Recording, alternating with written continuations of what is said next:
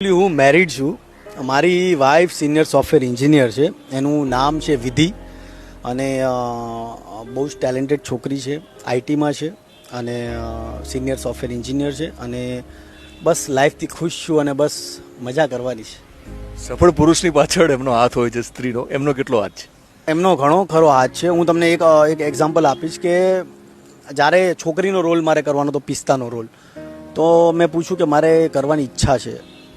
તો મારી મારી વાઈફની બેન છે કે જીજુ તમે આવું કરોમાં, તમે આવું કરશો તો અમારી ઇમ્પ્રેશન ખરાબ થશે, અમારા ઘરવાળા શું વિચારશે, આ રીતના તમારે ન કરવું જોઈએ. પણ મારી વાઈફનું ઓલવેઝ એવું જ કેવું રહ્યું છે કે નીતિન, તને મજા આવે છે અને તને લાગે છે કે આ વસ્તુ કરવાથી તને મજા આવે છે, તને સેટિસ્ફેક્શન થાય છે, તો તું એ વસ્તુ કર.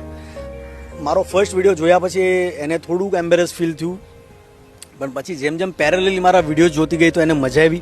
એને પોતાને એવું ફીલ થયું કે નહીં, ખરેખર કામ સારું કરે છે.